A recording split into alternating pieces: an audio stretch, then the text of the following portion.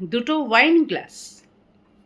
সেদিন 11 তলার নির্জন ফ্ল্যাটে কেউ ছিল না, ছিল দুটো ওয়াইন গ্লাস। প্রথম গ্লাসটি আলমারি থেকে বেরিয়ে ডাইনিং টেবিলে এসে দাঁড়ালো।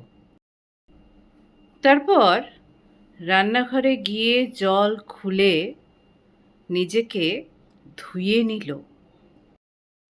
টিস্যু পেপার বের করে নিজেকে মুছতে লাগলো।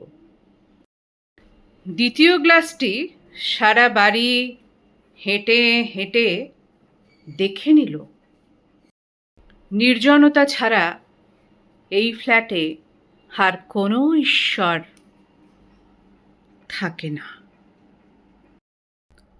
বেডরুমে ঢুকে আলো জ্বালালো আর আলো নেভালো। প্রথম গ্লাস জিজ্ঞেস করলো দ্বিতীয় গ্লাসকে, তোমার ফেভারিট লেখক কে? সে বলল, গ্যাব্রিয়েল গার্সিয়া মার্কেজ। আর দ্বিতীয় গ্লাস প্রথম গ্লাসকে জিজ্ঞেস করলো, আর তোমার ফেভারিট কে?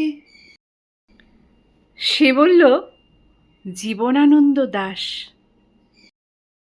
দুজনের ভেতর দুজনে ওয়াইন ঢালতে ঢালতে একসময় রাত হলো।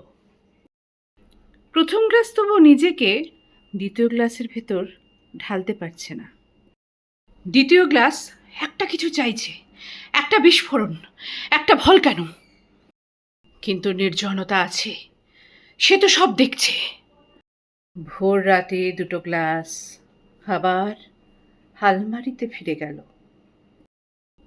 প্রথম গ্লাস দ্বিতীয় গ্লাসকে ফিসফিস করে বলল, আমরা কি কোনোদিন ভালোবাসতে পারবো না? পাপ হবে? তখন তৃতীয় গ্লাস বলল, তোমরা আগে সর্বনাশ করো, সারা মেঝেতে কাঁচ ছড়িয়ে যাক, কাঁচ কুড়িয়ে জোড়া লাগাও সারা জীবন, সেটাই ভালোবাসা। কাঁচ কুড়িয়ে জোড়া লাগাও সারা জীবন, সেটাই ভালোবাসা। সুবোধ সরকার লিখেছেন।